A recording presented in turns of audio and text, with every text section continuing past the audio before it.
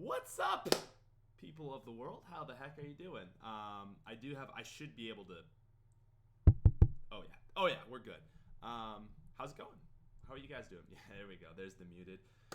I don't know, man. It's been a while since I've done one of these. I don't do these very often anymore. I think I'm down to about we're something like 3 a year now. Like I usually do it. Usually do it sometimes around, what do we got? We got like April, September, usually sometime around Christmas, and then April, September, and Christmas. That's about when I try to always at least do something. But hey, it's that time of the year. I'm off for break, and this is one of those times that I got the time that I'm not insane, and I'm like, hey, I got time for a podcast. I like doing these. I like chatting with you guys. It's good for me, and it's good for you. Apparently, it's good for me though. So I'll turn my mic up a little bit. People are saying it. I mean, it doesn't really matter, right? So there, maybe hopefully that's better. Anyways, I'm not really sure what I wanted to talk about today, so I thought I'd throw in a little Q&A for you guys. But basically, I kind of just, like I said, this is kind of that time of the year that I'm a little bit free. I've got some time to kind of think for myself.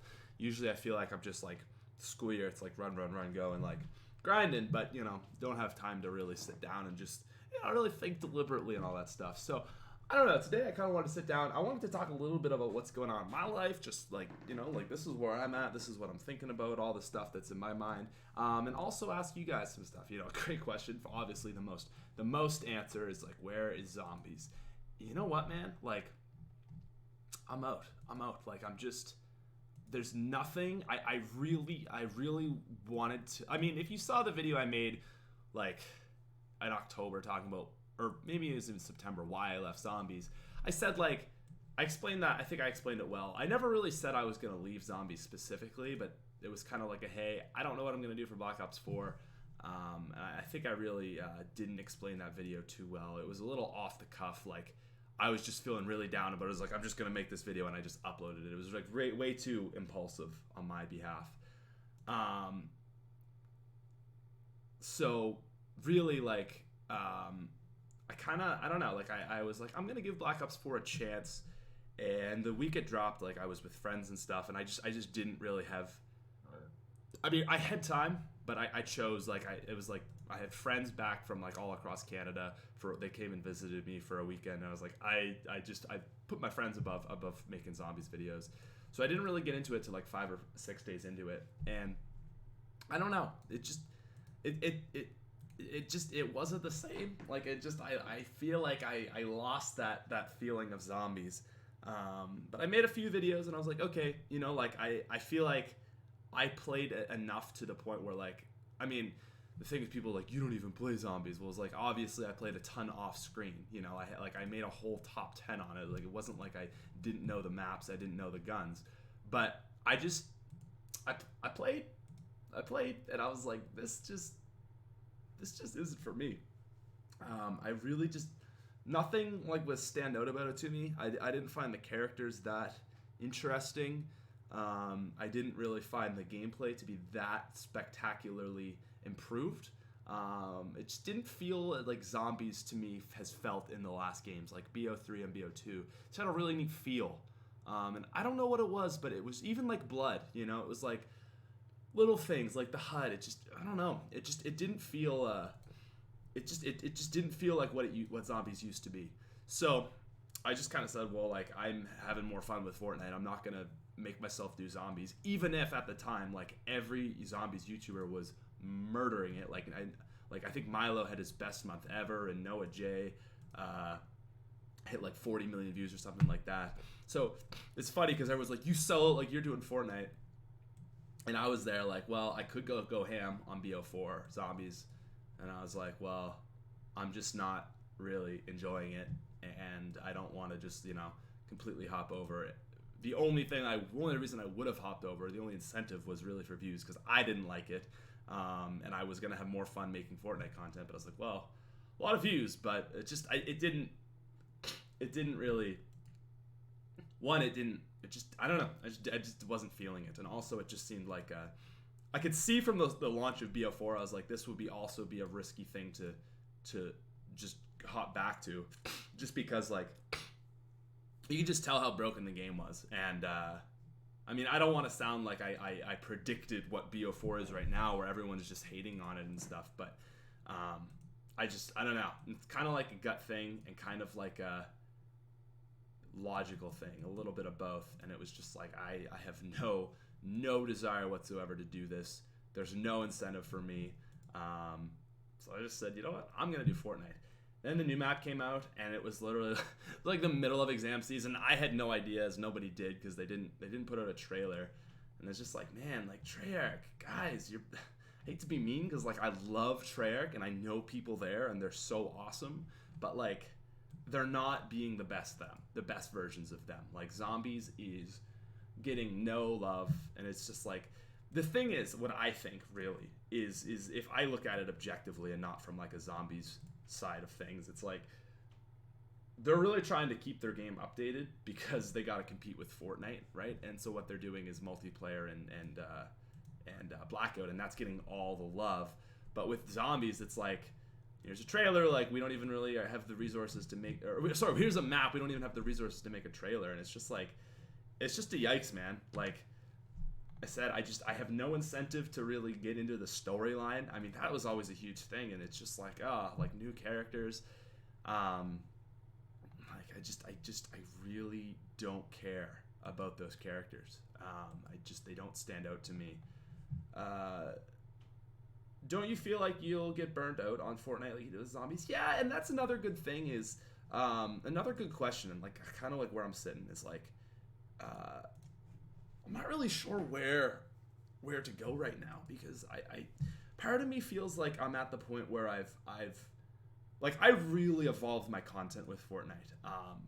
Like if you look at my videos, just the production of value of them a year ago versus what they are now. Like, I mean, I've got an editor now, right? So that gives me more time to actually work on the creation and the idea and the basis points of the video, do more research, like getting topics and all that stuff. It gives me more time to really think about the structure of the video, even though, I mean, the structure is pretty straightforward now with the top 10, but like, you know, really like do my research so I don't have like 80 errors in a video, even though I still do have like 8 errors in a video, every video. But man, if you look at my content like a year ago, like you could just tell how bored I was with Zombies. It'd be like, I'd stream for an hour, give like the laziest title, and then just like, okay, whatever. And then World War II came out. I tried that. It's really sad, but I uploaded more World War II videos than BO4. But yeah, man, like if there was a burnt out version of Zombies, like I'm just looking at my old videos like a year and a half ago, like when Chronicles dropped, like that was awesome. That was a great time, and I had so much fun with that. Streaming was really at the like I was big on the streaming, but also uploading like top 10s and stuff. That was great, like Z House. And then as soon as I left the Z House, like my love for Zombies was just like, it's like, oh my god, like I just lost it, man. I just completely lost it. Just like looking through, like you can see, like leave the Z House, you can just see it's just like, I'm just doing the exact same thing I've been doing for 4 years now, and just like, And then World War II, and then that first Fortnite video, top 10 rarest items in Fortnite, I was like, ooh. And then Fortnite just started like banging, man. People were like so interested in my Fortnite videos. I was like, well, I like this game, and people like the videos. And we just went from there. But what I'm saying is, like I said, is, man, like my content evolved so much over the last year. So that's interesting. It's really interesting to see the evolution of my content. Yeah. No, it's neat. It's really neat seeing these videos. So anyways, I'm like, where it's at right now, I have no desire to upload Zombies. It's like, I feel like for me, I've really trapped myself in that, and now it's like nice to not have to. I burnt myself out with Zombies, man. Like, you know, I really burnt myself out with Zombies. So yeah, Bob Sink, what's the toaster? Where's the toaster? I think that probably got thrown out. It was a really garbage toaster, and I did a lot of shit to that toaster. So yeah, no, man, like the thing with BO4 from the whole game is like they just can't compete with Epic Games, man. Like hate Fortnite a lot. The developer themselves, Epic, are at the top of the like the top level of creation, man. They're just like they are insane. It's absolutely nuts. So anyways, yeah, I'm new house. Yeah, this is my parents' house. Just back for the holidays actually. Yeah, Merry Christmas by the way, guys. Didn't even yeah, I don't know, like I'm liking Fortnite, but I'm also very aware of the fact that there's a point with I'm noticing with my content where it's like I'm get to the point where I feel like I've exhausted that game. Like I definitely overdid zombies, and that was kind of like a thing of just really only ever playing one game and just being and because of that being so limited, and Fortnite was a chance for me to like expand myself and break out of that. So now I know like I wouldn't be worried to hop to another game if I knew it was like something I would, say like I mean nothing's gonna be like a Fortnite, but like a game that I can, one, really enjoy, and two, really go hard on. But the thing with me right now is I'm just like, like I've got the Fortnite content, that's fine, but I don't know. I feel like I've lost the creativity with that. It's like I've got a very like easy metric or easy formula, like a winning formula right now. It's like looking at skins, ranking skins different ways, and it's just like it's fine, and like there are some videos that are exciting, but there's also some videos that are just like, okay, this is just kind of like a filler video because I don't have any other good ideas. Like there's some that I really like the last month really liked. I did a video like skin combos and just like putting them all together, a nice thing. I really liked what was another one I liked? I like doing like the new stuff for season 7, like ranking all the skins and looking at all the locations removed. Stuff like that's good. I've got 2 more videos coming out before the end of the year I'm really excited for, like ranking every location. That was a fun video to make. And then also like anyways, I don't know. It's like I've got 1 more semester of school, so that's gonna like mostly preoccupy me. Turn up the mic. It should be fine. It should be fine. Maybe just turn up your thing. I mean, I can turn it up all the way if you want. I don't know if that's better. I can also take it closer. I still have people saying turn it up a little bit. So if that's too bad, though, let me know. Anyways, it's like, it's like Rainbow Six Siege. No, I'm not interested in that. Maybe. But there's a... Yeah, I mean, that's the thing, right? Is exactly what CT West is like. Are you going to get burnt out? And I think that's definitely an issue. Why not stream on this channel? I don't have time to be a streamer. I'm like a full-time student. That takes up most of my time, and it's like I have time to make videos. I've got an editor, Roman. He edits all my videos now. When's the next time you're going to Newfoundland? I'm actually going up to Newfoundland for New Year's Eve, man. Yeah. So I just don't know. I just don't really know where I'm at with the content. It's I feel like these like. It's weird because like the timeline for me is like in 2016, that was like the first Z house, got my concussion. The next whole year I was just like fucked. 2017 summer, Z house 2.0, I feel like I kind of sort of figured myself out, got myself back. Like I was healed by the end of that summer. Kind of broke things off with a girl.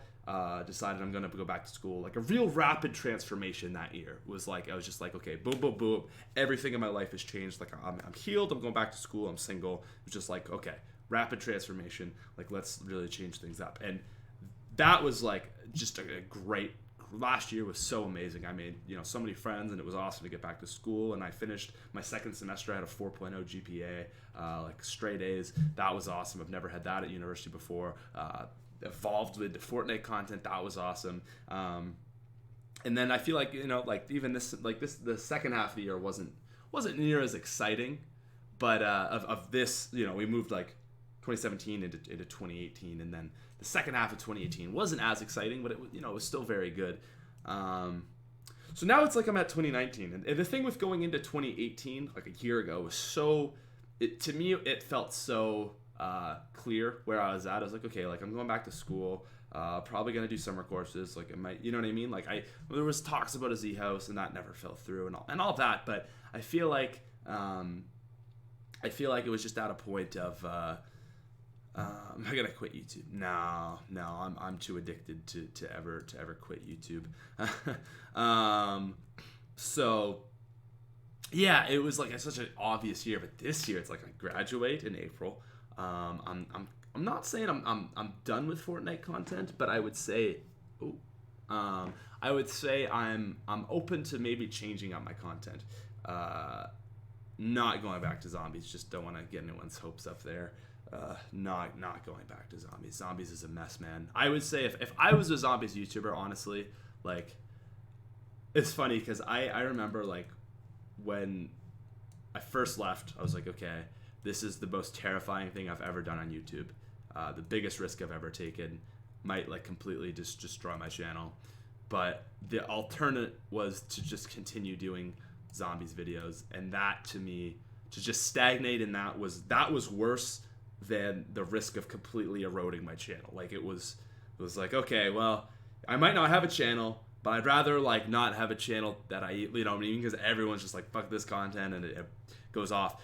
I would rather that risk was my thinking than just continuing uploading content that I hated uploading, and because then that was just gonna make me, I wouldn't have in that case either, I wouldn't have a channel. So it was like, well, anyways, so what if zombies fix their shit? No, man, it's just, even if they fix their shit, it's like, to me, it's like you can only do so many Easter eggs. You can only run in a circle so much. And I just, like, I poured my soul into Black Ops 2 and Black Ops 3. And it's like, you can only do so much. There's like, if you look at, like, my love for zombies and all the effort I put into that and stuff, it's like, on a scale from 1 to 10, it was like, I was at like a 9.5, and it's like, to even get back to that point, like it would be impossible to get back to there, but it could never even get any better.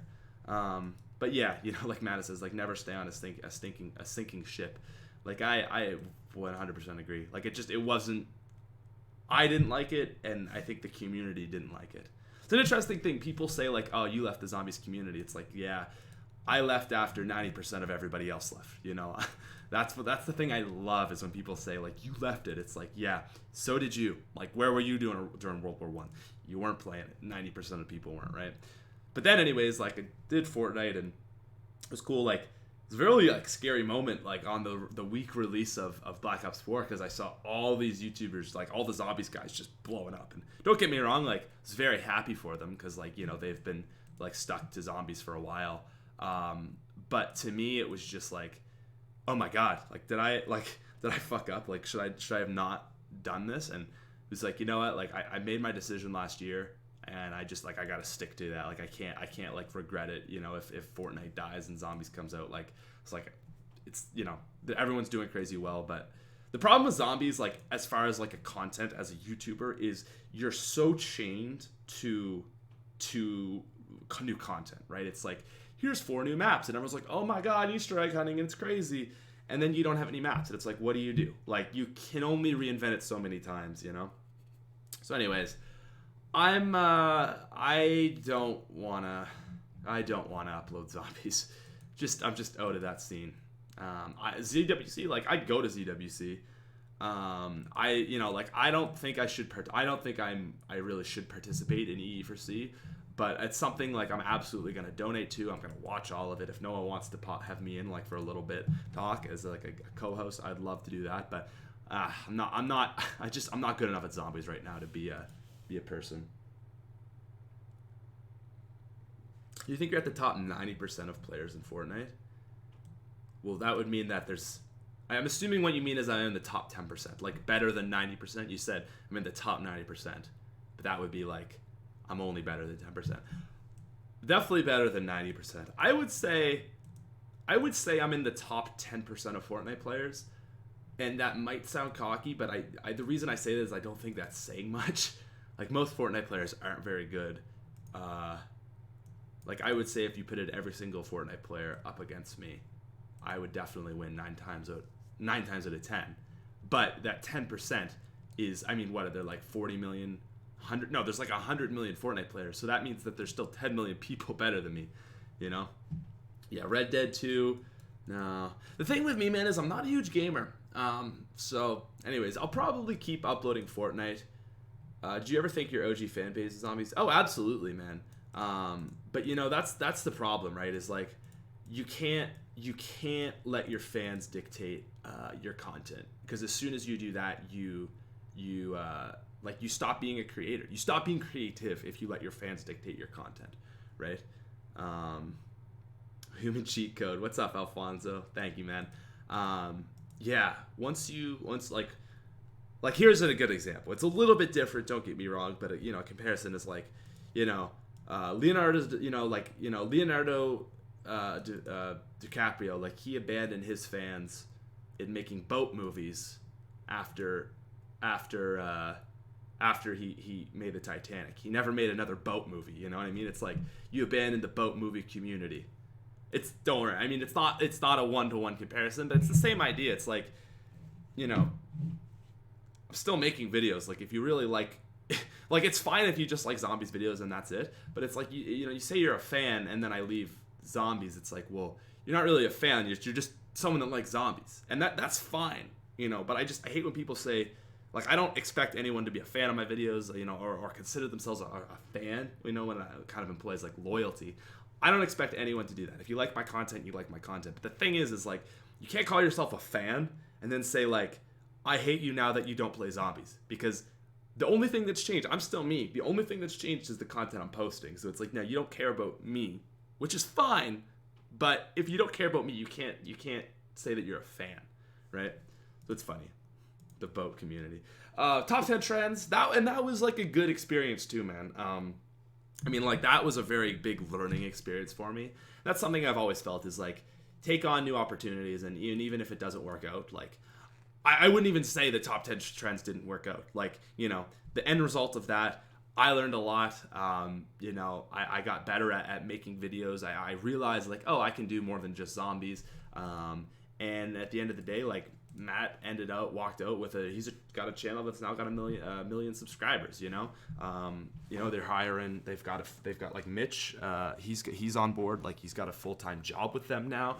A few other guys, like the editors and all that, like, they're making money, you know. Like, that's something that, like, I think it was a net positive, you know. Like, you know, I mean, basic top 10 channels aren't like the most amazing content ever, but, you know, I don't feel like we were overly, like, you know, detrimental. Like, I don't think we were clickbaity. So, I don't know. I would say, like, I don't know. I would say, have you bought Elsa yet? Yeah, new Elsa skin in Fortnite. Anyways, what I'm saying is, I think that I kind of completely lost my train of thought. What the heck was I talking about? I don't even remember. So anyways, that's kind of like, I do have support a creator. I just never promote it. I don't care, man. Like, it's not, I don't know. I'm sure, like, my kind of thing is, like, my thought behind it, I was like, it's like decent money, but it's not like that much money. And I was like, you know, like, I'm not really gonna benefit from, like, I don't need that money. And I was like, no, I don't want this to sound like altruistic, but I was just kind of like, partially I just couldn't be bothered to set it up, and the other was like, yeah, like, other people can probably use that better than me.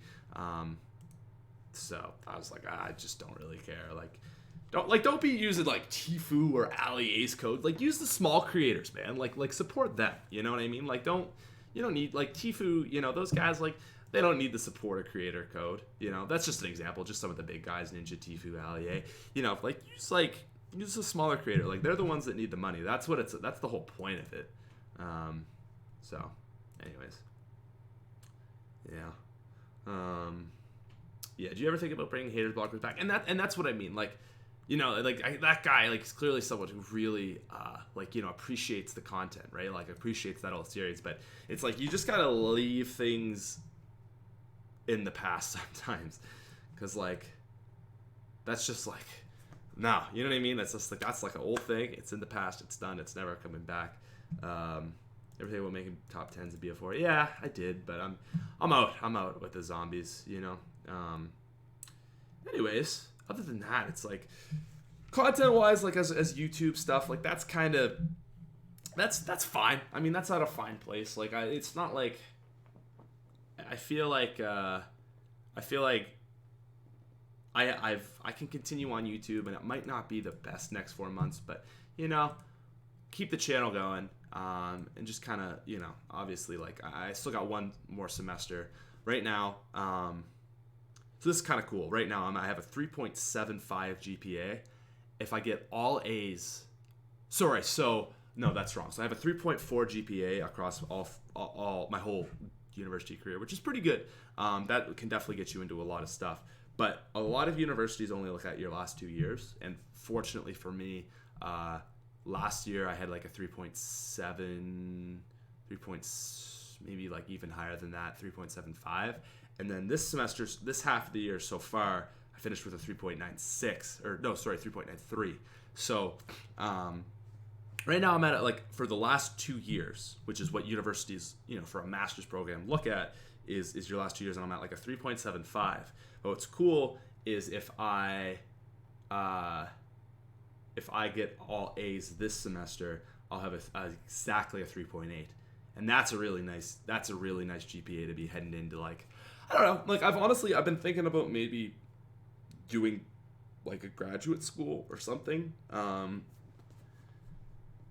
The thing that I've realized is like, the thing I've really realized is I can't do YouTube full time. Like, I graduate and everyone's like, I was at this Christmas party that I haven't seen people in a long time, and they were all like, oh man, like, yeah, you're making sick money, like, you're gonna get to graduate and then just play video games for a living. And it's so funny because I'm like, I think that's like a normal thing that someone would say, and I'm realizing that I'm insane, because it's like, not actually, I'm not insane, but I've realized, for me, my own temperament and how I stay happy is like, this is the real stuff. Like, we just talked about stuff, but if this is some getting into some real stuff here, is like, for me, like the classic, like, just normal person, like working, normal working person. It's like, to me, they see me and they're like, oh, like, like, that's awesome. You can just, once you graduate, like, just work and like make money and that's it. And you just play video games and it's easy. And they're like pumped because it's good. And I don't want to say easy money, because don't get me wrong, YouTube's anything but easy. But like, in their eyes, it's like, oh, good, easy money, because you're doing something you love, right? That's the idea. Is it's easy because you enjoy it. And I'm so like opposite of that, because it's like, to me, the thing I've realized is it's really from that concussion, was like, I hate being stagnant and I hate not moving forwards. That's what that whole year was for me. And it's like, more importantly, is like, I feel like if anyone watches, like, listens to the Joe Rogan podcast, I feel like I'm a real, that kind of personality, where it's just like, go, do all kinds of shit. Like, he's into like stand-up comedy and like, and like as an MMA commentator, and he's into bow hunting and fitness and stuff.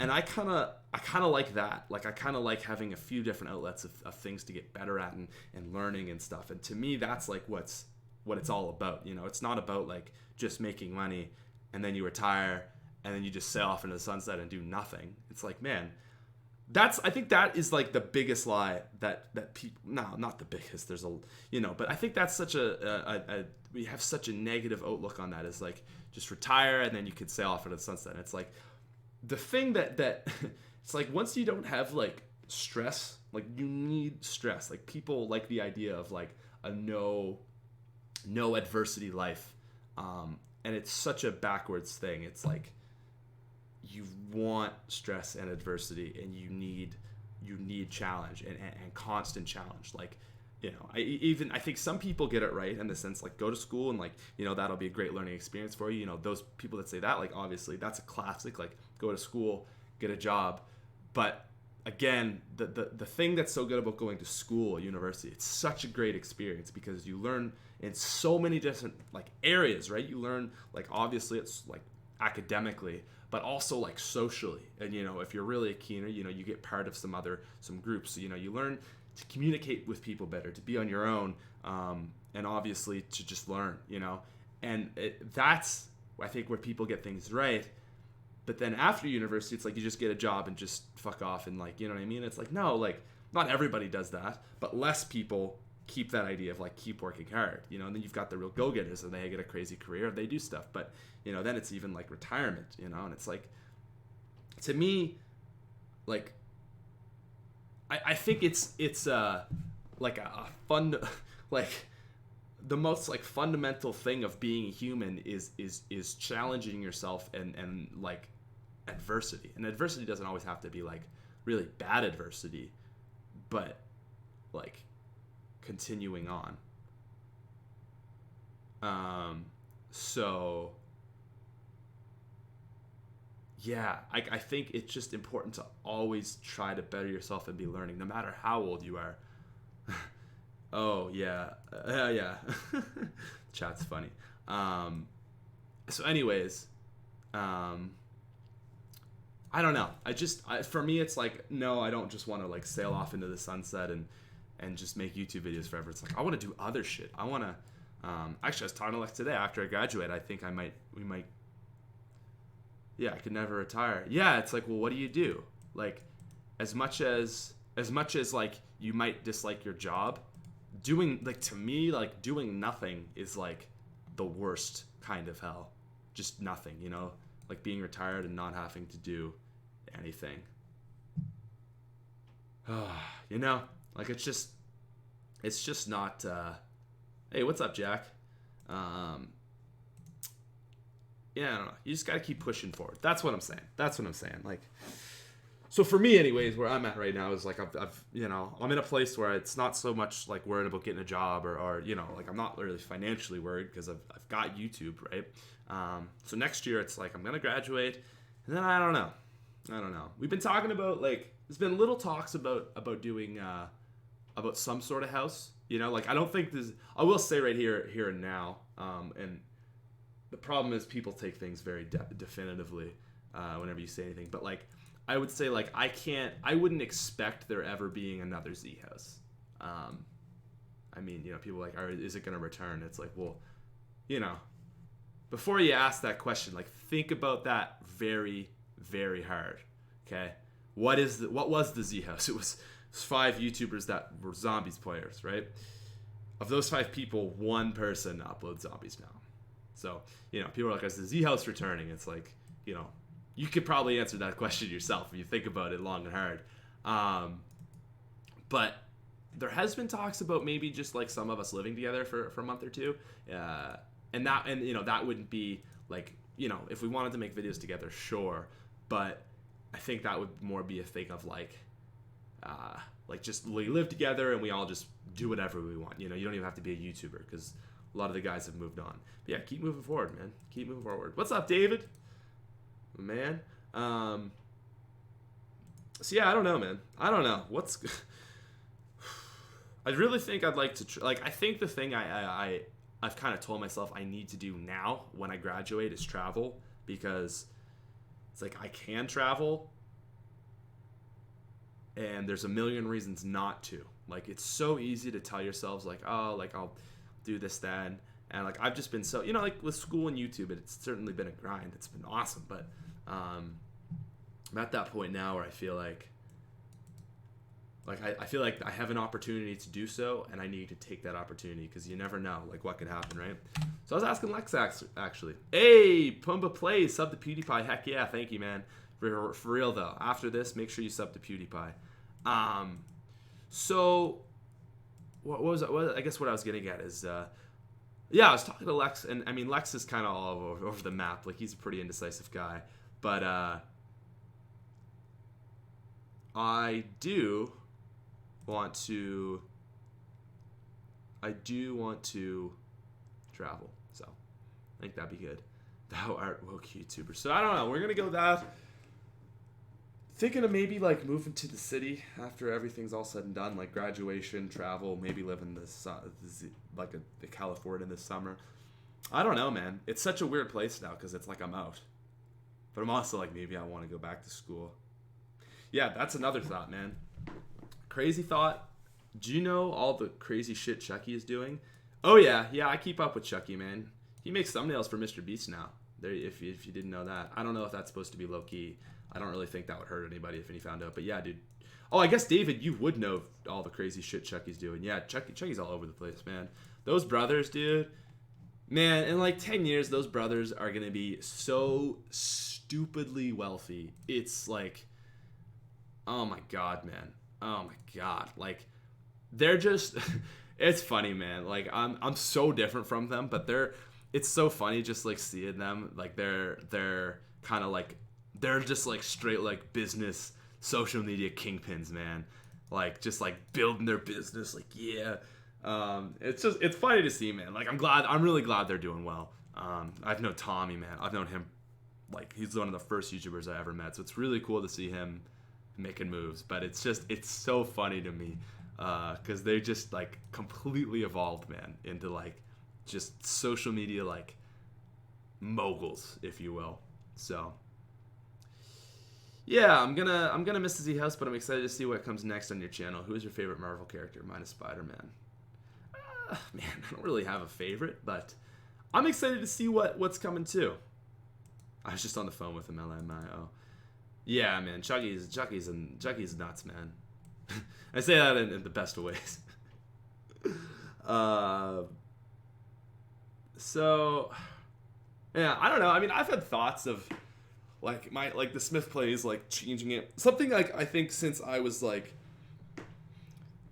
I think I was maybe like 500k subs, was I remember talking to the CEO of Full Screen, and he was saying like, man, someone that does like a top 5, top 10 channel for like basically like all things gaming, like saying like that would be like the best channel ever. I was like, you know what? I'm in a position, I am definitely a channel that could do that. So to me, that's really interesting. I think that would be a very interesting turn, right? Would be to move from just a specific game channel to be like, just do a little bit of everything, you know, like new games come out, like grind that game and like top 5s, this, that's, and other things, you know, and just post like a lot of different content, kind of like what I would be, I think, like, I really like the Film Theorist. I really appreciate, like, Matt Pat's content. I really, like, respect that style and his whole basis of videos. So I think, oh, that face when you're not mod on this channel. I got you, Natasha. That's hilarious. Yeah, like, I think that'd be a neat thing. And that would be like a really, like, I'd have to like build a structure around that, because right now it's me and Roman, and I've got another set of guys, another little company that they help me on the side. Like, they're like a, you know, but Roman's like the main man, like, on this channel. He's such a legend.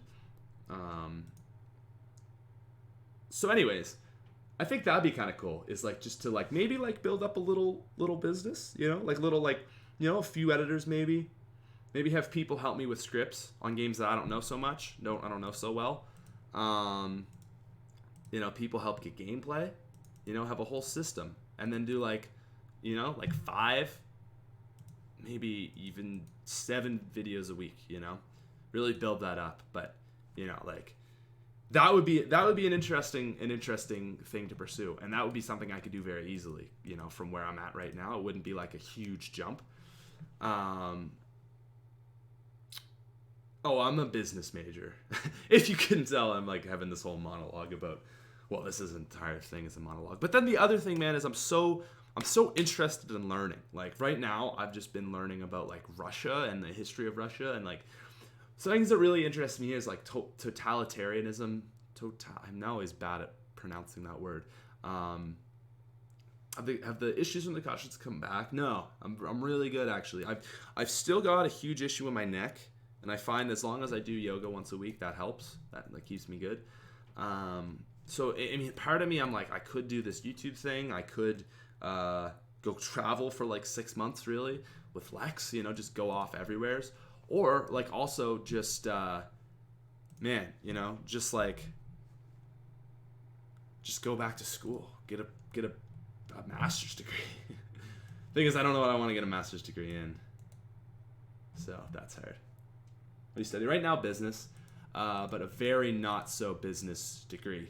Like I did a general business degree where you only have to take the main business things and no majors. So I'm not like, I don't know much about accounting or marketing or finance. I just know I know a little bit about everything. And then I had all these other electives to take the courses that really interested me. So I've been mostly focused in like psychology and history, I would say, and economics. Like those are the things that interest me. A little bit of philosophy. I'm doing another philosophy course this semester. But like history, like I did World War I and II, and it was a fairly easy course, but like interesting. Psychology, like I did the intro psychs. Philosophy, done a bit of that. A lot of economics. Like I'm walking out with the way my school works is because I'm in business, like they won't let me do a minor that's outside of business. It's really weird, but I do have technically, like the economics department would give me a minor, but the business department that I'm in won't let me accept it. And it's really complicated and I don't understand it either. But I technically have a minor in economics. So really it's like I did business and just focused on economics. But then all these other things around there, it's just like everything is so interesting to me, man. I'm going to be majoring in psychology and social work. I think I will say, if you're going into psychology, like that's a degree you don't go into half-assedly. I know so many people that make that mistake. It's like, I think the problem is like the idea of like, we're so in a time right now, it's like do whatever you want, but it's like, yes, but like you can't, it's not like this. It's almost said like a little too like haphazardly now, where it's like, I like psych, I'm gonna get a degree in psych, but it's like, no, if you're getting a degree in psych, like you're gonna probably have to do at least your master's in psych and then maybe a PhD depending what you want. It's not something you can just get a degree in and walk out with a job, right? What am I most interested in history? Like I said, like totalitarianism. Like I'm on this. It's called the Russian Rulers Podcast.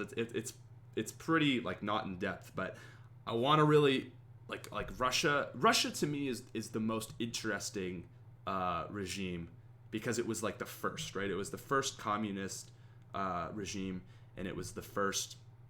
Well, I mean, really, that's what it was. But it's the whole evolution of that, and the rise of Stalin. Like that's insane. So that really interests me. But the whole, like, I would say, I'm really interested in, like, I would say, like, maybe the 1850s and on. Mostly, like, I like World War I. I think, like, between World War I and, like, 1990s, that's all really interesting because it's so close to us. Yeah. So I don't know, man. What would I be expecting to learn in psychology, man? Like everything. So psychology is like, I mean, I've only done the 2 intro psych courses, but I'll give you a brief overview of. I did intro psych 2 part 2. It's a full year course this last semester, and so what the topics we did was intelligence, developmental psych, so how people develop from like basically over the whole course of their life, not just like as a kid. What else did we do? Social psych. So that's, I mean, it's kind of like a lot of obvious stuff. Like social psych would be like, like a social norm, like a social role. Like people are expected to behave like this. I don't really like that much. It's not my thing. You've got things like, what else we got? Another topic is emotion and motivation. So it looks at a real basis of your primal urges, so things like thirst and food and sex, and then it kind of like looks up the whole hierarchy of needs. Yeah, what am I saying? So that was another topic. You had mental disorders, and then another one, the one right after that was therapy. So like looks at like drugs, drug therapy, psychopharmacy, and then like it also looks at it from a more like the real underlying things in the person and what's wrong and all that. So a lot of different topics about psych, which is cool. You can go into cognitive psych or personality psych, or there's also like physiological psych, so it looks at like the actual brain stuff and connects it to other things. The like there's so much stuff. I don't like social psych. I don't even know much about it, but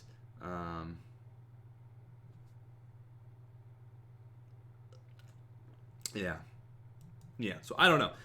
Psych to me is super interesting. Like I think if I wasn't into YouTube and maybe wanted to like go hard in something like as a professor, like I feel like psych would be cool. And that's real, man. Like I gotta say, like that's real inspiring from like Jordan Peterson. Like I know I hate how he's such a controversial topic. Like you can't even mention him at university. It's so like, oh my god, it's all that outrage culture. But like as a thing I hate is like people politicize him so much. But as just like as a university professor, man, he's so interesting to me because he's kind of like I can kind of relate to him as like he's a psych prof, he's a clinical psychologist, but he really like integrates philosophy into all his stuff, and a lot more than just philosophy, but that's like the big one. So that I don't know, like I really like how everything kind of interrelates, not just one specific topic, but I like how everything is all the same. Emotional psychology is very cool.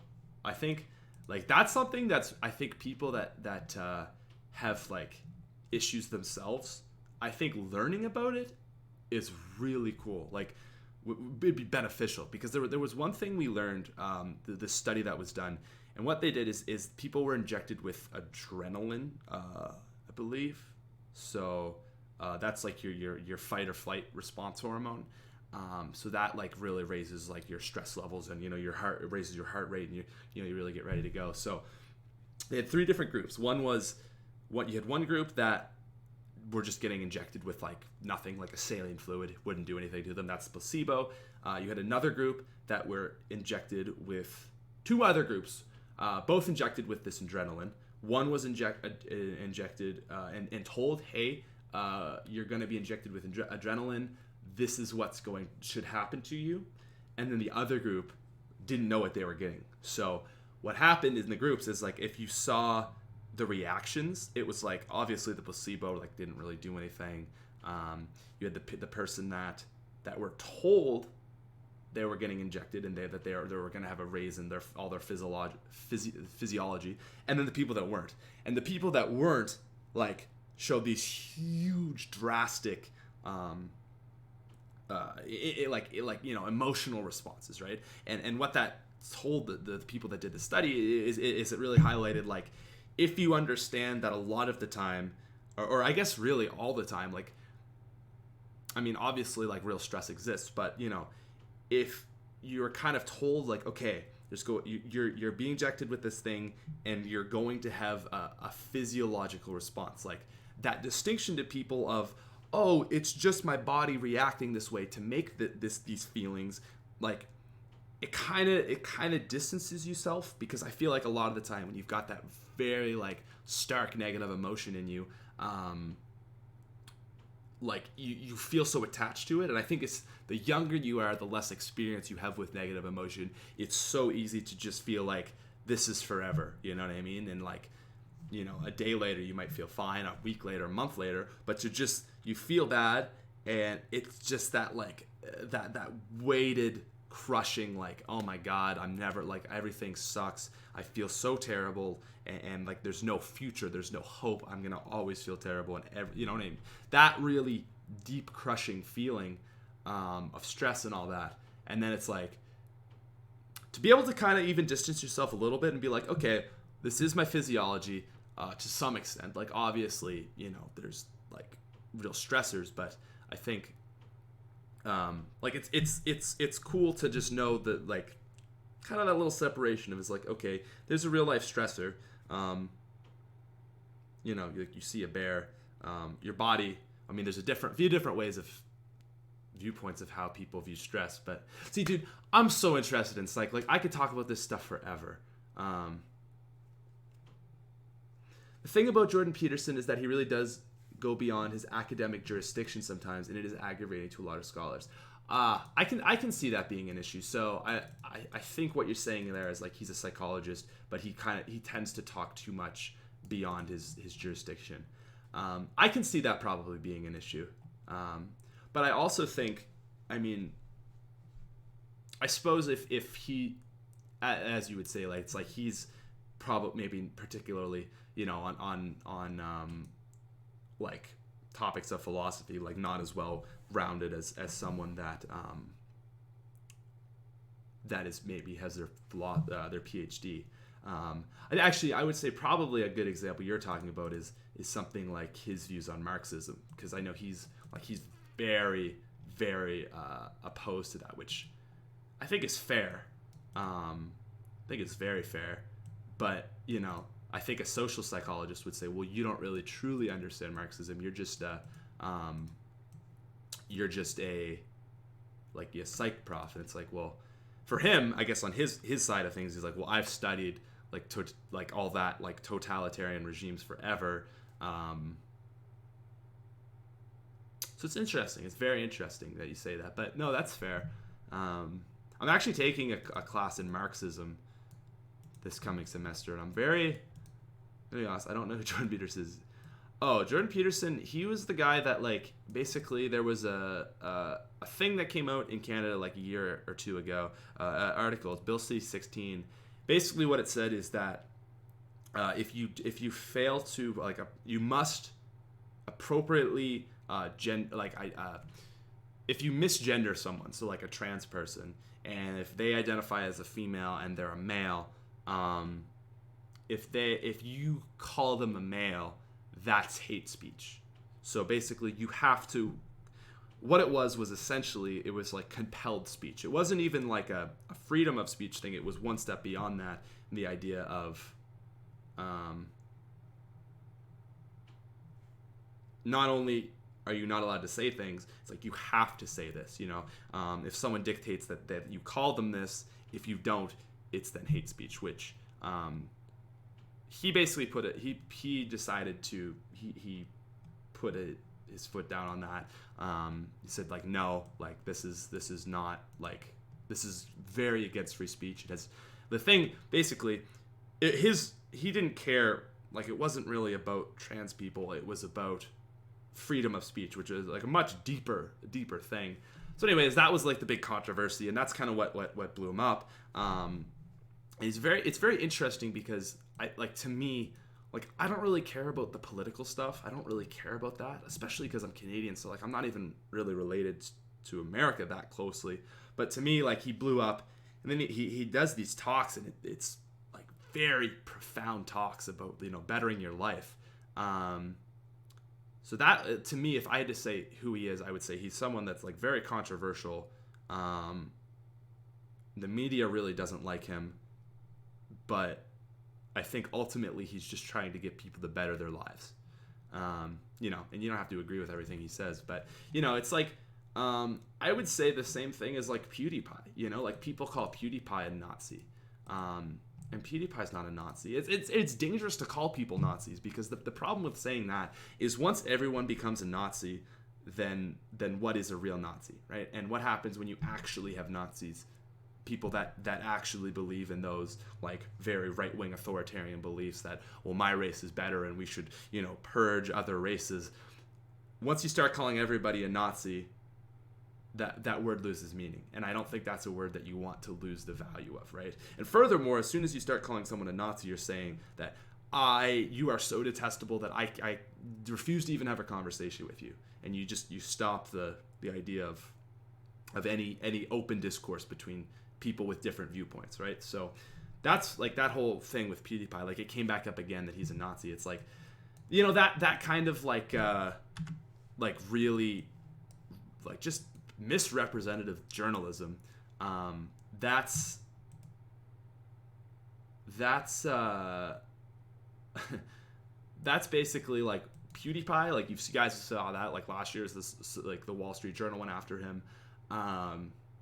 But I would say Jordan Peterson is kind of in the same boat. He's much more controversial, and he's got some opinions that I certainly don't agree with, but obviously everyone I don't agree with, But to me, it's like the main views of Jordan Peterson, like, he's not political. Like, it's if you listen to any of his lectures, it's it's not like a politically charged thing. It's like, basically, like, it talks about, like, bettering your life, and that's something that I've always been huge on. Is aim higher. If you've listened to this podcast for the last, like, 4 years, something I've always said. Certainly well intentioned. I worked as a TA for him a few years back. Humble guy. Unfortunately, the majority of his audience doesn't carefully engage with his work. Wow, interesting. If that's true, I mean, anyone on the internet can say that they were a TA for him, but I'm gonna choose to believe you, because that's very cool. Certainly well intentioned.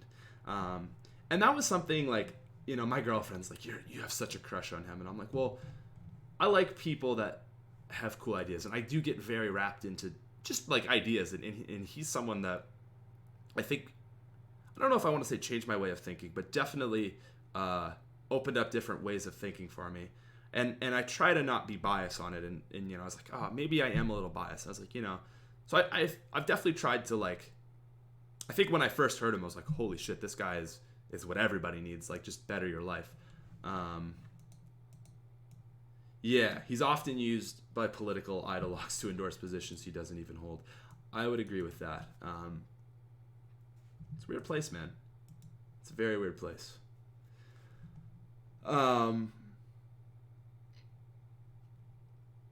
So yeah, that's I don't know. It's very interesting for me. Just trying to think of any other stuff, but it was interesting. I actually went on his Rate My Professor. It's a website where you can look at profs, and I scrolled back to, like, 2010. Well, really, I really would have only needed to scroll back to, like, 2015, but, like, from 2015 to 2010, and I looked at his like Rate My Profs, and it's funny because, like, before he was, like, a political person, like, everyone still loved him. It was like, you go on his Rate My Prof, and if you look far enough back before he blew up, it was just a prof at University of Toronto. It's like, this guy is so inspiring. He's such a deep thinker, like, so amazing, like looks at all kinds of different aspects. And the one thing that a lot of people complained about him is, like, one, he goes way too deep for me. Like, I just wanted to learn about psych, and he has me learning about all these other things, and he's, it's way too much reading and stuff. But the main complaint was, like, it's not necessarily, like, super specific to just the content, but also it was too hard. So that was interesting. I like to drink water, man. I freaking love to drink water, bud. Oh yeah. So anyways, I'm finishing up my undergrad, and I'm like, I got 2 business courses. I'm taking a really easy bird course just to kind of lighten my load, and then I'm gonna take philosophy course, philosophy of symbolism, and I'm gonna take debates in Marxism. And I'm really worried for that course because it's like I would say would you visit South America? Man, I think it'd be very cool to visit South America. I think probably me and Lex are gonna, if we do travel anywhere this year, I think it'll probably be Europe. Which Europe's interesting because I feel like it sounds like it's like, if you hear people who used to travel Europe back in, like, like my aunt traveled there probably like in the 80s or 90s. It's like, back when there was still, like, a real like 1990 Europe versus 2018-19 Europe, very different place. Like, the Berlin Wall went down in, like, late 1990s, maybe 1995 or somewhere is, like, early 1990s. So I'm really interested to, like, to me, like, I'm so interested in history. Like, I've been to Dublin, I've been to Austria, which was neat. I've been to Italy, but to me, I would really like to go to kind of like more Eastern Europe. I think that would be I'd be really curious to go there. Also like Northern like Scandinavia area. That would be interesting. But also like I guess when I say Eastern Europe, like the Balkans, like Serbia and all those places down there, that'd be interesting. A lot of places I want to travel. Do I have 20/20 vision? No, I don't, sadly. Would be nice, but we can't all have great. 1889. Okay, yeah. Right on. What are we talking about? I don't know. We're just talking about stuff, man. I was saying, like, I'm taking this debates in Marxism course, and like I don't really. Part of the reason I'm taking debates in Marxism is, as they say, give the devil his due. Like for my my basic understanding of Marxism, I don't really think that there is a good argument to be made that it's something of use in our age. I think that, I mean, are you from Ireland? No, I'm from Nova Scotia. My family is originally from Ireland, though. So it basically, anyways, it like again, I feel like not even qualified to really talk about that. But for me, it's like, as far what I know about Marxism is like, I know it's a critique of capitalism, which is, it's like obviously capitalism is flawed, and it also talks about like kind of like the socialist utopia of where, you know, all the workers control the means of production. But I think, like, I mean, the easy argument on that and all that is like, it's so funny. I'm sitting here talking about like all this like deep shit, and then everyone's like zombies. I don't know. Does anyone want to weigh in on Marxism? Like I said, taking a course because I want to give the devil his due, but my initial thoughts on it is like, well, it's the basis for communism. You can't say communism works. I mean, there's been so many examples. So, anyways, if anyone's knowledgeable for it or against it, tell me what you think, because like taking this course, I'm like, I gotta at least understand this before I can, you know. Sounds like a dangerous thing. I'm no longer sub to your main channel, but I'm still sub here. See, that's a cool man right there. Year on YouTube went well. It was my best year as far as subscribers went, as far as views went. Yeah. Marxist criticisms of capitalism are very strong. See, I think, like I said, I know I'm not deep in it, but it seems like, okay, I mean, obvious flaws of capitalism, you know, like the like something of labor. I can't think of the word off the top of my head. Like clear flaws, you know, and I think people even my age, like I remember it was like the Women's March last year. It was like down with the patriarchy and down with capitalism. And I was like, okay, it's like, okay, like how are you gonna like how I don't know enough to speak on the patriarchy of 2018, but I was like, how are you gonna say that like we need down with capitalism, because like I just like capitalism as I think as a Winston Churchill quote, like democracy and that's very related to capitalism, is it's the worst system that's ever been tried except every other one. You know what I mean? Yeah, Marxism is basically the same as communism. There are very few differences. Yeah, and I think people try to. I know, like especially in universities, like I think professors that are leaning towards Marxist.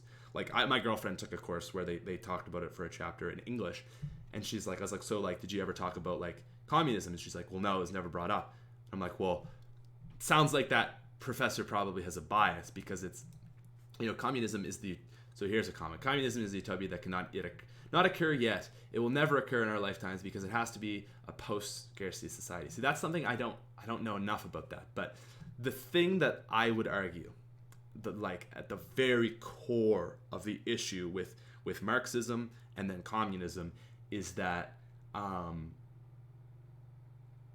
the very core of the ideology and the basis of the idea that you can like basically completely level out inequality so everybody has the same. The problem with that is I think that is so opposite to the very fundamentalness of being a human. Like I think that inequality is it, if you don't like inequality, it is so impossible to avoid that the only way that you could actually completely flatten it would be to completely take away everybody's freedoms, right? It's like you can't really live in a world where everyone is equal because we're all born unequal. And don't get me wrong, like I don't think like pure capitalism is a good thing either, but I don't think you can make an argument that says that what I should say is like I think that you need a amount of like social aid, right? To the point where you support the people at the bottom, right? That are less fortunate, right? Because there's obviously people that that are just born into shit situations, and you want to support those people, but to completely flatten the system, I also don't think. Well, I mean, it's like again, like every single time it's been tried, it doesn't work.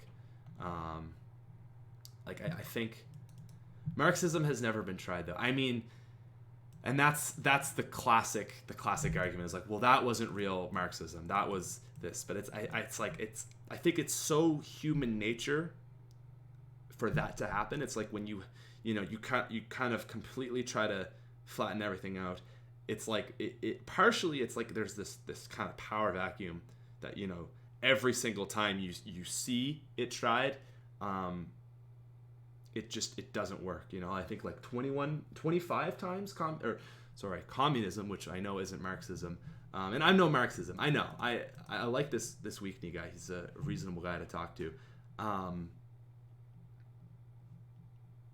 Yeah, it's and I guess again I just don't think you can flatten inequality. Do you think the Western world is in decline? That's an interesting question. Maybe.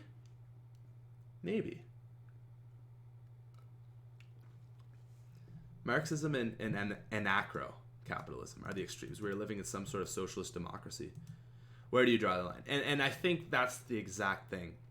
I mean, at a more an easier argument is like, if everyone is at the same, Taoism is the same as communism and Marxism, and then it's like Leninism. But another easy argument is like, if you don't have any inequality, right? Like, if everyone is the same, then there's no incentive for the best people that are born to do their best and to help the world. So in a Marxist like utopia, a guy like Elon Musk, right?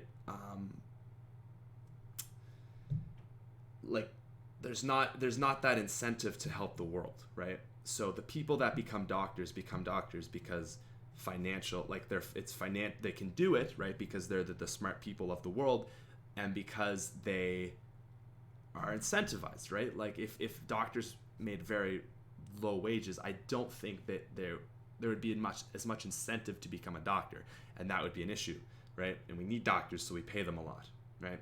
And again, I think like, yeah, it's a good. I mean, that's the thing, right? Is it's a good concept, right?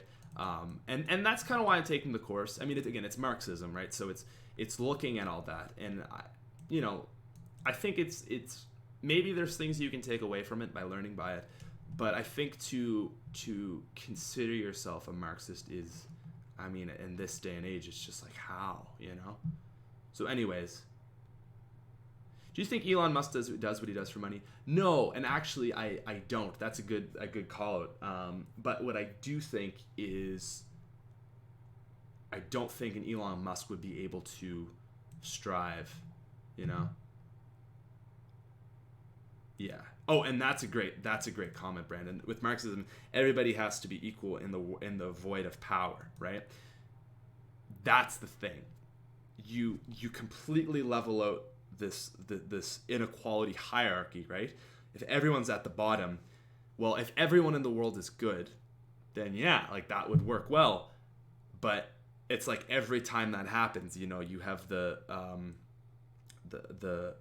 transfer of power. You know, you have I forget the word, but like this for a time government, right? This like temporary government to shift into the communist thing, right? And it's like there's always bad people that would like to take that power, right? And the people that, like, what I'm learning about like in this Russia thing is, it's like, you know, you had like actually like not everybody that wanted a communist revolution were bad people, but you have the people like Lenin, and then obviously Stalin, who it's like, and you know, there, I mean, if you go through the history, there's so many, you know, it wasn't just them. There was like guys like Trotsky and all kinds of people, but it's like the people that were the most vicious one, right? They had the revolution, and Lenin, you know, like he was the most brutal, right? He was very, I mean, like Stalin was his right hand man, right? And you know, they killed a lot of people, like they killed the old czars and all that.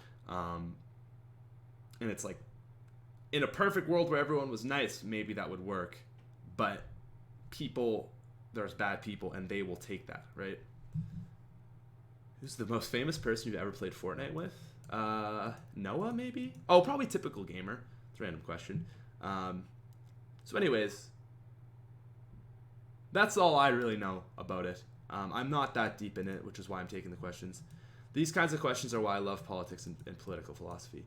But I just think there's a lot of people in the university sphere that are so like, well, you know, it's like that outrage culture and all that political correctness stuff. You know, I think it's really scary actually listening, reading about the Russians. Something I find particularly scary is they were talking about like the kulaks. And actually, I guess I've heard Jordan Peterson talk about this too, but in this Russian Rulers History podcast, he did a whole episode on it. And he was talking about how like these kulaks were kind of like the people that were more well off, like they were the well off farmers, right? And it started as like, well, you were like a kulak was like not even necessarily a farmer, but someone that like employed somebody, right? So you I guess the idea was that they would benefit off of other people's works, right? And then like it slowly like especially Stalin like worked it so that like he would turn these people into scapegoats. This is why we don't have any food, is because these people are benefiting off of you, the kulaks. And what that originally meant, but what it eventually became, was just like this all-encompassing term for anyone that's making money. A kulak, I believe, an employer, yeah. But it's scary because like I could draw, and I hate to be so like, you know, like, oh my god, the world's like Chicken Little, but like the thing it's like I can draw a lot of comparisons to now. You know, you have things like white privilege, you know, and it's like that's really is truly a racist it is a racist idea, the term white privilege, to make assumptions about someone simply based on the color of the skin, that, well, this person is more privileged than me. All white people are more privileged because they have white skin. It's like, well, no. Some people are more privileged than you. There's always more people that are more privileged than you. There's always people that are less privileged than you too, right? But to just say like, you know, white privilege, male privilege, I think that's, one, very sexist or racist, and two, like, it's scary because you can draw the comparisons to like the starts of the Soviet Union, whereas the same thing, it was like these scapegoats to blame. You know, these are the people that we're going to blame for our issues. It's really creepy, you know. In Nazi Germany, it was the Jews, right? The people that were well off, right? The Jewish community, to my understanding, have always done very well. So it's scary to see those similarities in in like today's terms, you know, and it's like, well, we blame white people, you know, it's all white people. It's like, well, what about the most, like the white person that, you know, had like the worst life ever and this, that, and the other thing, you know? And it's not to say that like minorities obviously have issues, but I hate that idea that collectively it's like, if you're white, like you're wrong. And even furthermore, the crazy thing is like, it's like you have to apologize. It's called accepting your privilege. It's too often used to end conversations rather than start them. Yeah. But that's what's such interesting is even in the Soviet Union, it was the same thing. It was like, if you accepted that you were like a kulak, you know, and that you were part of the people undermining the socialist state, like that was better. It's like, okay, you've accepted it. I mean, a lot of them eventually got shot anyways, but if you were, you know, you resisted, you were a worse person because you won't even accept it. And that's the exact same, you know, I can see the exact same conclusions with things like, with you know, that political idea of, or I shouldn't even say it's not really political, but like white privilege, right? Is like, well, if you acknowledge your privilege, then, well, you know, you've repented, you know. It's like, I mean, I'm absolutely someone who is privileged. Like I grew up, my parents were together, but it's very racist, you know. It's crazy. It is crazy. It's also interesting how people, a kulak, like I said, my understanding of kulaks were that they were basically like employers. So people that had, that the idea was people that benefited from having employees. So I think it was originally maybe someone that had like, you know, a lot of employees, like a bigger, you know, a big farm or something like that. But the way it worked, it was like, you know, today it would be like, oh, like the 1%, you know what I mean? And then it kind of slowly trickled down to like anyone that was like, you know, eating basically, that had food, right? But it was the idea of how it progressed from one meaning to very, very different meaning. Political philosophy in support of race-based privilege is strong, in my opinion, but as anything else, pseudo-intellectuals have run a mile with it. Yeah, I mean, I think it's so hard, right? I think I mean, listen, I think that there certainly are, you know, issues. Do I talk politics? And that's the thing. No, I don't really like politics, but I also don't like the idea of, again, white privilege is an easy one because it's like, again, if you want to say like, you know, okay, you can say like something like all white people are privileged, right? And it's like, and what good does that even do in an individual situation? Because if you look at an individual, like, oh, all white people are privileged, but what about when you have a super person that grew up in terrible situations, and you compare that to someone who was black that grew up in a rich family, right? It's like, okay, well, in that situation, then maybe they're not so privileged. But then that's the problem, is the only way for, I think, you to really look at the idea of white privilege, okay, let's say maybe that's a very small, maybe, you know, maybe like people are privileged if they're white. They have, of all the things that make them up, one that is one thing that maybe helps them, right? But the only way to really draw a comparison is to look at the full individual. So, okay, well, this person's white, so that maybe helps them. They're male. Okay, sure. Maybe that helps them. They're straight, you know. But they also grew up in poverty their whole life. Their parents were abusive and, you know, whatever else bad happened to them. Okay, well, now we've got this actual individual. And yeah, maybe some things they're privileged on, but the individual themselves is not privileged, right? And if you can't make these huge group comparisons, all white people, right? That's very dangerous thinking. It's very racist thinking, right? Anyways, yeah. This is cool because I have these thoughts, but it's nice to actually like articulate them. That's about marijuana, man. I mean, like, it's legal in Canada now. It all depends. Yeah, and JJ, just to wrap that up, like, it depends on the individual, and you can't just say make these broad stroke terms. It's like incredibly racist is what it is. You know.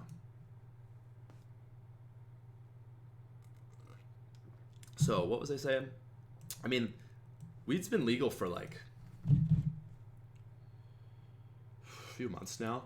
It's funny, like nothing has changed. Like Canada was just such an open place of weed to begin with that like nothing's really changed. Although it always blows my mind, like when I'm out in public and I smell weed, like in just these very open settings, I'm like, what the? And I'm like, oh, right, yeah, legal. So I don't know, like, yeah, it's not really a big deal. Like I think I should be legal. Like it's such a better system than, you know, it's just now I feel like now I'm so just like, yeah, it is what it is. Who was making these group comparisons? When people talk about white privilege, dude, I saw like I was trying to learn more about white privilege. I YouTube searched white privilege. There was a Dr. Phil episode on white privilege. You know what I mean?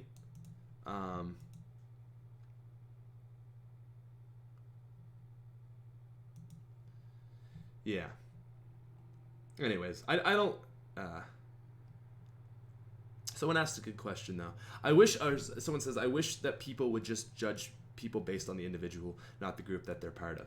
And that's what's so crazy. It's like, yeah, like why can't we look like the whole time I was like growing up, it was like, you know, like we're all like, it doesn't matter the color of your skin, it's who you are as an individual, right? The congressional candidate plays. I think most people do that, but you know, do they believe in the wage gap? Oh geez, like I feel like people politicize these things, but like it's not really a political topic. Like the thing with the wage gap, as much as again, like I don't do that much research, but I know what a median is. So what a median is you take a whole bunch of numbers and you find the number in the middle, and that's what the gender wage gap is. It's just you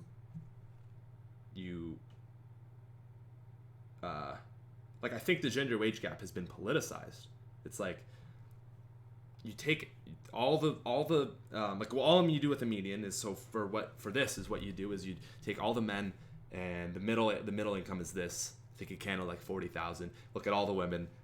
It's like 33,000 or something like that. It's not so big in it's not so big in Canada as it is in the States. Yeah, everything is political. Like it's stupid that this is political, but people made it political because they attributed that reasons solely to discrimination.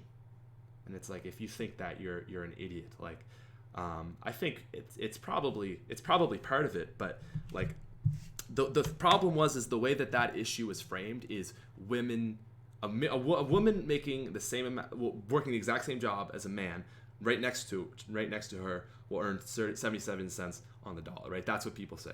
It's like, that's not true. What the actual wage gap means is you take all the women, all the men, line them up, the very middle wage will be different. So what that means is that basically women make more money, or men make more money than women. But it doesn't mean that a woman working next to a man will earn 77 cents on a dollar. I know that if I had a business and I knew that I could charge women less, any smart business owner would do that, right? So it's funny. It's pretty funny, you know. And it's not. It's like, not to say that there isn't some discrimination there. Like, very possible there is. I don't know. I don't know like what that is. I'm sure it's a lot on choices and men go for higher paying jobs and stuff. But to say it's just exclusively discrimination, it's like nothing is that simple. That's the thing I hate about all this. Like I said, I'm not someone that's political, but I'm just like logical. I like to think, and it's like people try to make these very single, like easy cases. It's like nothing's that simple. If you think it's that simple, you're not thinking hard enough, right? Yeah, the wage. Oh, here we go. So, the wage gap is calculated from the median salaries of both men and women. It fails to take into account the jobs they are in. Men are usually in higher paying jobs, so their median is higher. Yeah, so it's like, okay, if you want to have a conversation about that, it's like, well, why do women choose lower paying jobs? Like, is it a cultural thing? Are they forced into that? I don't know, right? The thing I would definitely say is socially, I would say there's more pressure on men to be the breadwinner, you know? And it's like, okay, well, maybe we should, maybe like, well, why is that? Like, I think that's a great conversation. Is it that women are discriminated to not take higher paying jobs? One really interesting point, and this was a Jordan Peterson thing, a psychologist thing, is that on the big 5 traits, which is like your personality, it's like your conscientiousness, extroversion, openness, agreeableness, and neuroticism. One thing is that women are way more agreeable, and that was, I believe it was him that said it. It was like one of the points of that is like women are more agreeable, so they're more likely to take a wage. But again, that would be like one of the there's probably so many things, right? And you can't just accredit it to discrimination. You know, I'm not saying there is no discrimination. I don't know, but it's a deeper thing than just that easy. Women, you know, see, Josh says apparently women take more time off than men. That might be true. Also, yeah, that's another great point. Is like men are 9 times more likely to die on the job. I don't know if that statistic is true, but I would bet that men are much more likely to die on the job than women, because men take dangerous jobs. And you can't say that the wage gap is a myth, right? So like that's false. Like the wage gap absolutely does exist, but it's just a lot more complicated than people make it.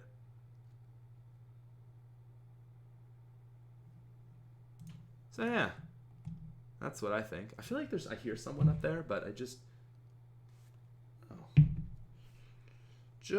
chilling.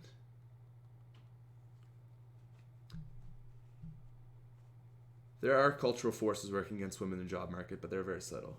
Yeah, I wouldn't disagree with that.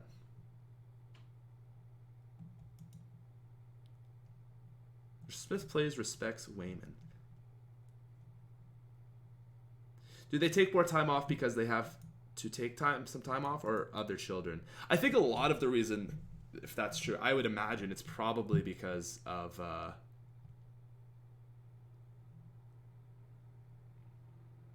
yeah, people say the wage gap is a myth, and here are the reasons why it exists. It's like, okay, no, you're just like, that's like very, like, I feel like if you say that, like, you've got a real agenda, you know what I mean? It's like you're not just trying to look at it logically.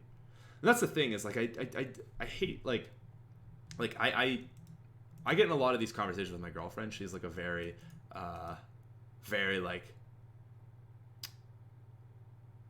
I want to say intelligent, but better than that. Like a thoughtful person, like a very open-minded, like someone who really, or she's really like cool thinker, right? So it's cool to talk about it with her, because I would say she's probably like fairly like quite like I would say the sense of like a traditional feminist. But it's cool to talk about her because she's someone that she's got very, I don't even say different viewpoints, but I would say we view our viewpoints differently. But it's cool because we can have an open conversation and disagree and kind of like, well, what do you think about this? And it's like, well, this is what I think about this, that, and the other thing. It's really neat. You'd be a good high school teacher, Pat. That'd be cool. Be an interesting gig. My mom was a police captain, and she earned way more money than men because of how high a position she was in. Yeah, there you go. I mean, that's a single situation, but, you know, an analytical thinker. She's a critical thinker. How about that?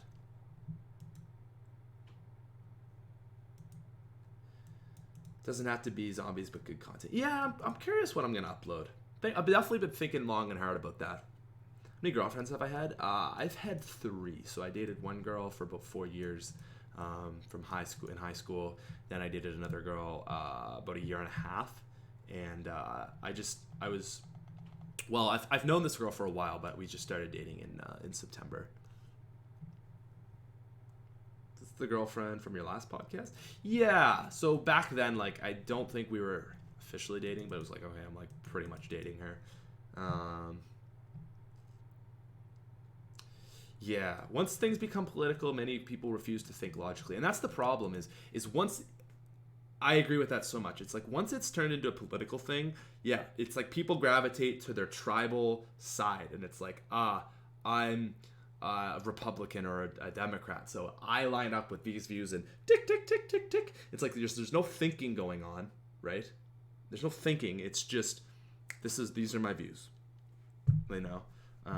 And it, like, you know, like that kind of like social justice warrior, like extreme left, like I hate that, but I also, I feel the exact same way on the other side when, you know, you have like, oh, like, fuck you. Like there's a guy in here who was, I mean, I don't, he was kind of like being a little weirdo. So I muted him, but you know, it was like, you know, the libtards and all, like, it's like, man, you're no better than them if you're just trying to, like, you know, make them mad and like, oh, you're snowflakes and stuff. It's like you're not here for a conversation. You're not thinking about it logically. You know, you're not like,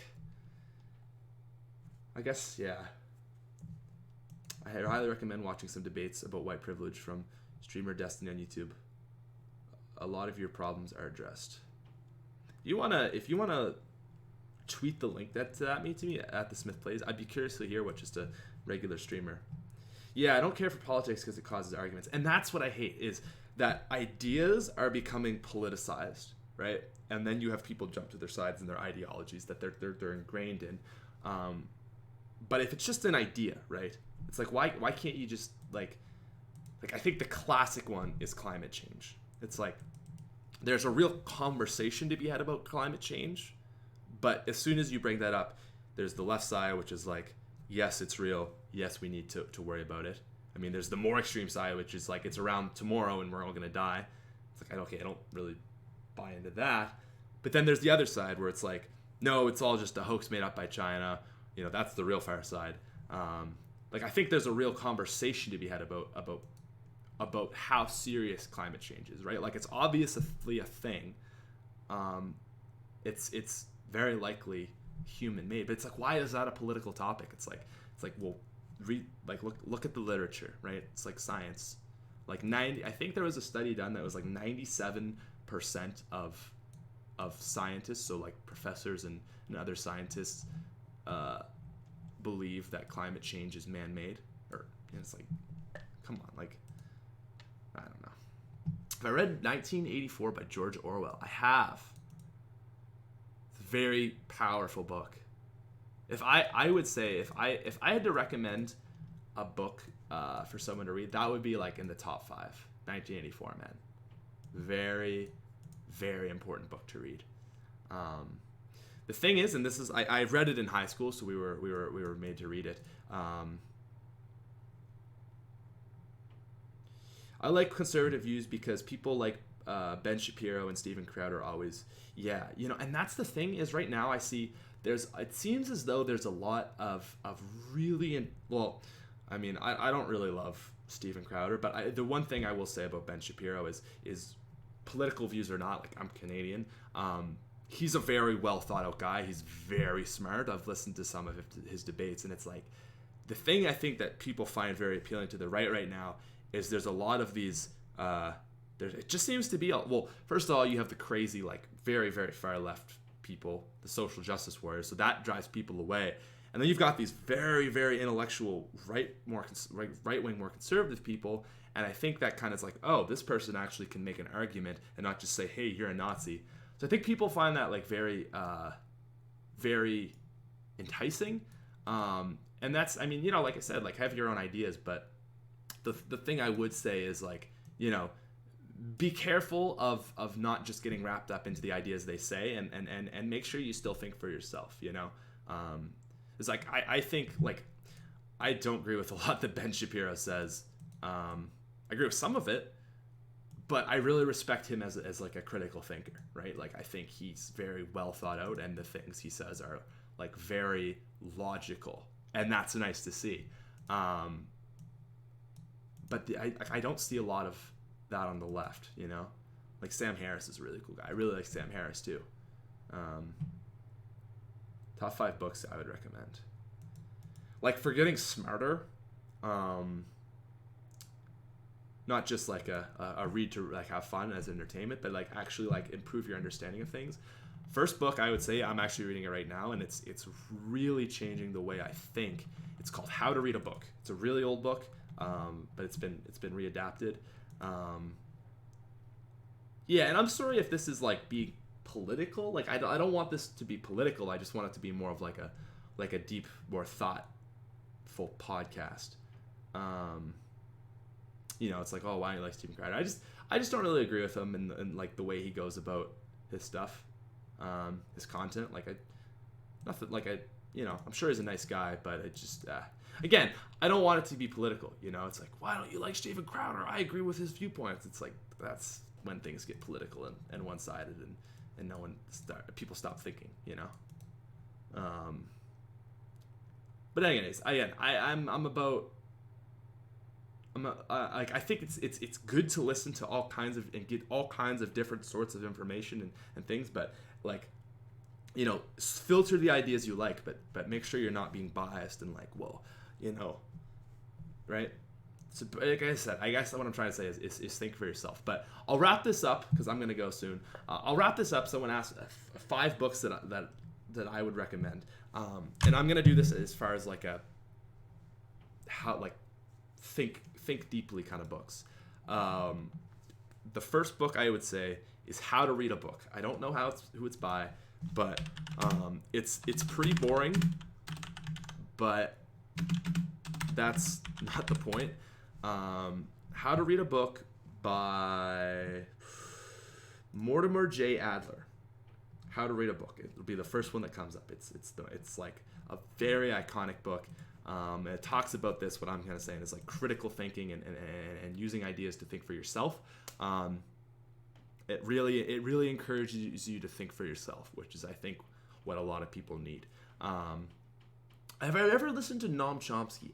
I have a little bit, not in a long time, but yeah, I have listened to him. He's interesting. Not since high school. So I would say that I think 1984 is a good book to read, man. Like there was a reason a few years ago it was like Book of the Year, #1 seller on Amazon. That is a book about totalitarianism. It's very, very drawn off from Soviet Russia, so it takes a lot of comparisons, and I think Stalin is almost like a direct comparison to Big Brother, really. Everyone just lives in fear over him.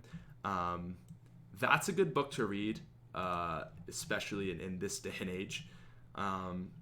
The other one that's kind of like the counterpart that a lot of people say, like, you got to read both of them, is Aldous Huxley's Brave New World.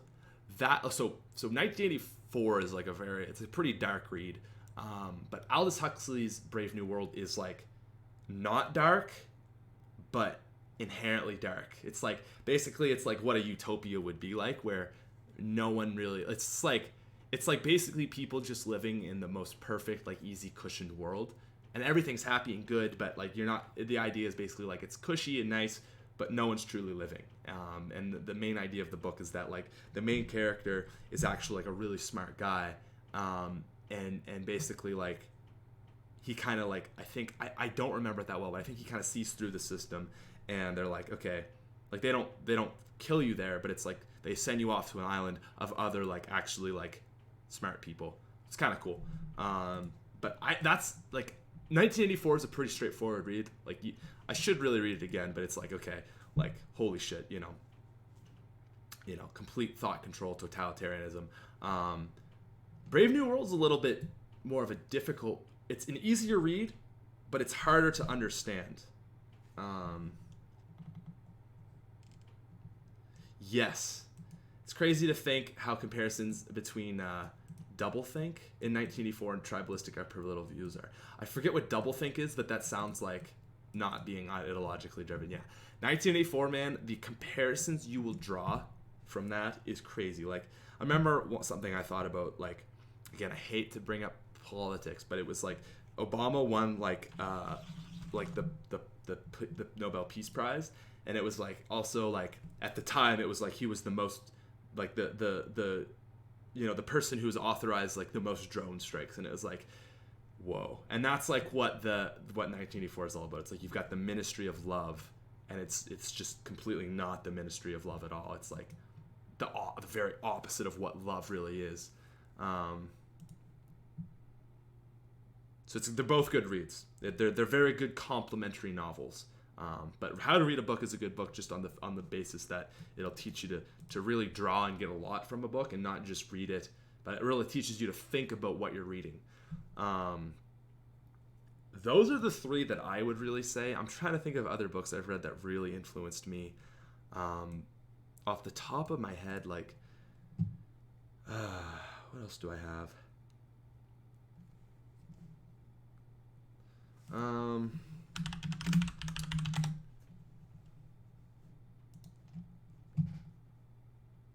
Best books of all time. I feel like I've probably just read some classics. I mean, Harry Potter. It's a great book to read. I can't really think of other books. Those are the three that come to mind. A book I had to read last year, actually. And this was our professor made us read it for World War II. It's a book called Ordinary Men. That is I did the audiobook because I was flying and I just wanted something to listen to. That is a book. Again, I'm really interested in that whole like extremes of stuff. But it's called Ordinary Men, and it looks at because like it was a World War II class, so it looked at how ordinary men can turn into complete killers, right? And that's a really scary book because one, the whole book is talking about how these men were ordered to kill these people, and it's like the first day they're so sick, and it's very graphic, like it's like them killing Jews. And it's not like the really dark people like the SS. It's like the normal people of the society being ordered and through like groupthink and conformity and loyal to your comrades. That's why they did it, and that's a really scary book because the whole premise of that, I think it's a fairly new book, but it was really cool that our prof got us to read it because it's like, whoa. But the whole idea is that like most people in their situation, like you and me, would do the exact same thing. That's a book, like it's like holy shit. Like I reading it, like it was like I was like sick to my stomach for a lot of it. Animal Farm. That's a really cool book. That looks at the Russian Revolution. I should read that again too. I've heard Fahrenheit 451 is a great book. I don't know what that's about, but I would love to read it. Slaughterhouse 5 is the other one. That's Kurt Vonnegut, right? I've heard that's a really good book. It's interested in psych and philosophy. It's like a really like sad but funny, like dark humor. That's another one. I've got a list of books I want to read.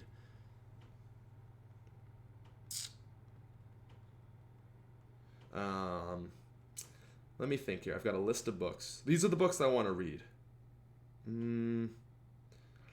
The Origins of Totalitarianism. This one's from Jordan Peterson, but the Gulag Archipelago, I don't know if I'm ready to read that. Storm of Steel by Ernest Younger. That's a World War I book. 40 Ways to Look at Winston Churchill. I got that recommended by Dan Carlin, who does the Hardcore History podcast. The Coddling of America by Jonathan Haidt. And then my other two that I actually just added were Fahrenheit 451 and Slaughterhouse 5. Yeah. So cool. There's some books to read. Apparently, though, I hear like Fahrenheit 451 and Slaughterhouse 5 are really good books too. So, yeah.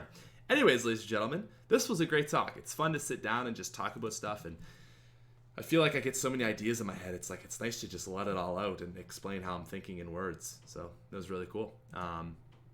Anyways, guys, I hope you enjoy the rest of your Boxing Day. Thank you for listening. I hope you maybe learned something. I hope you maybe are going to be a deeper, more profound critical thinker. Learn to think for yourself. That's important. And yeah, right on. Hopefully I'll be back sooner than I have been. But anyways, I'll talk to you guys later. Much love. Peace.